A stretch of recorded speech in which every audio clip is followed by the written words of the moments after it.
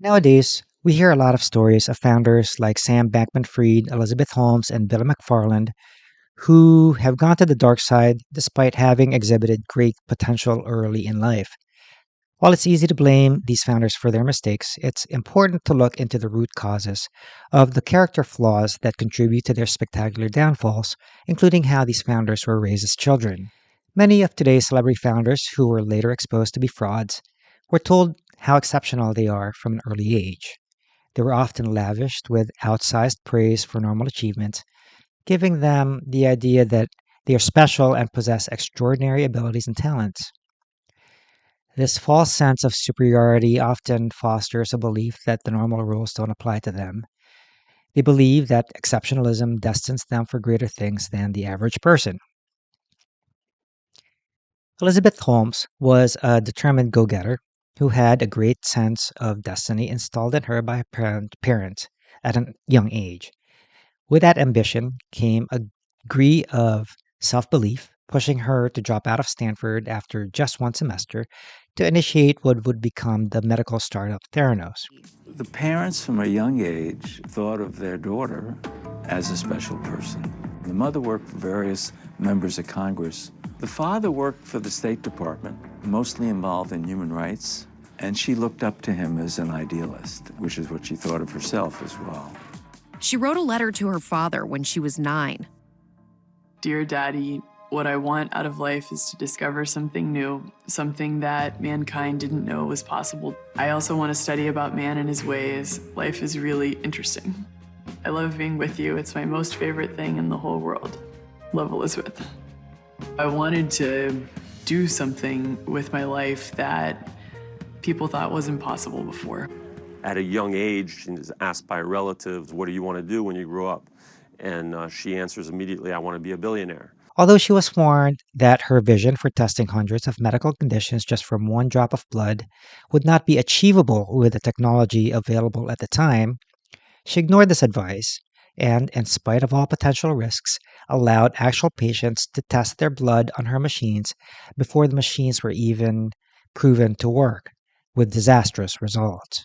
This is an epic fail of a perceived, a self-inflicted need for speed that proved to be, very dangerous and fatal to the company. And we could have had an entirely different story. And on top of this, we have to do it at breakneck speed. And this was a case where literally and figuratively speed kills. Billy McFarland displays similarly narcissistic traits as Elizabeth Holmes, such as delusions of grandeur. This could be due to his parents deeming him exceptional for what seemed like ordinary achievements, such as swimming and scuba diving at a relatively young age. I am Billy McFarland's mother, and there is much that I would like you to know about my son. As a child, Billy was always ahead of the curve. He walked and talked well before the norm. Was first to finish his math times tables. Could swim in the ocean as a toddler. Was scuba diving at age 10. My first combination of technology and marketing happened in 2nd grade. I was put next to a girl who I had a crush on, and her crayon broke. I said, if you give me $1, I'll fix your crayon. The school bought very basic internet-connected typewriters, and I realized that this is the best way to market my crayon business. So I figured out the school's administrator password, and I started messing with them. I changed the password and locked all the teachers out. So every time the Office Smart was turned on, it would say, for your broken crayons, basically come and find me. As McFarland grew up, he saw himself as a visionary, despite never actually having achieved anything of real substance. His first attempt at starting a business was nothing more than an elaborate scam. Promising exclusive perks like tickets to sold out Broadway shows and concerts, Billy McFarland tried to entice millennials into joining his VIP club with no intention of actually delivering any of what he had marketed. He called his company Magnesis and dubbed its signature prop, a piece of metal meant to look like a luxury credit card, the black card for millennials. But all that really came out of the venture was clever marketing, a few made for Instagram parties that were meant to inspire FOMO in non members, and broken promises. Billy McFarland's infamy came to a head with a failed Fire Festival of 2017. He promised spectacular experiences for the thousands of people who paid exorbitant prices, ranging from luxury beach accommodations, private yachts and planes, to celebrity chef prepared meals and top music acts. All of this turned out to be nothing but marketing fluff, as McFarland and his team failed to organize even the most basic things required to pull off a regular music festival, let alone such a complex, large scale international event. Nightmare in Paradise. There was no music. They were put into disaster relief tents. People started to have breakdowns. People started to have panic attacks. No idea what they were doing. It was also a health concern that there were people literally trapped on an island. It was a shit show. Just chaos and anarchy. As his incompetence turned the dream of the Fire Festival into the shit show reality it would eventually become, McFarland resorted to fraud to raise cash in order to save the event, ultimately landing him in prison for 4 years. Sam Bankman-Fried seems to be the latest version of Elizabeth Holmes and Billy McFarland, having come from a wealthy family that convinced him of his own predestined greatness. His well-to-do upbringing provided a platform for him to peddle his false virtues, convincing even the most guarded investors into believing he could bring them millions in returns.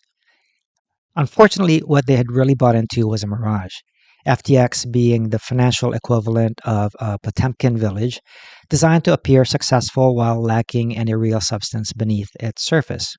The inflated sense of destiny of founders who are raised in a self-myth bubble leads them to hide failure at all costs, because admitting failure would shatter the carefully constructed image they've created that they are visionaries and disruptors who are uniquely suited to change the world.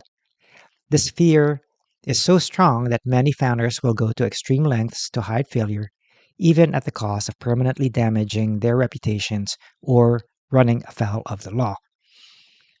Another issue with this false exceptionalism is it prevents founders from learning from mistakes or taking criticism well. If a founder believes they are already perfect and infallible, why would they need to listen to anyone else? Their egos become so big that any advice or negative feedback from others is seen as an attack on their greatness and dismissed out of hand.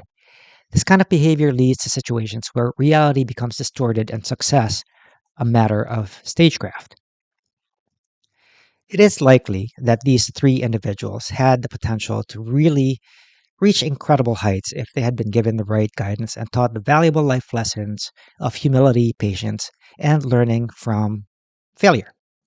Unfortunately, instead of being taught these important principles, they were showered with praise from an early age, which gave them a grandiose sense of destiny. This caused them to fear failing, leading them to take extreme measures such as covering up mistakes in order to keep up their exceptional image, no matter the cost.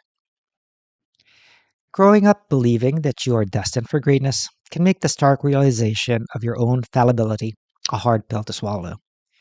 It can be crushing to consider the reality that you're subject to the same slings and arrows of outrageous fortune as the rest of us.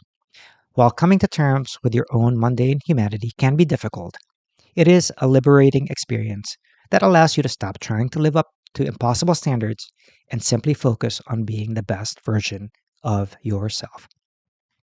Thank you so much for watching. I'll see you in the next video.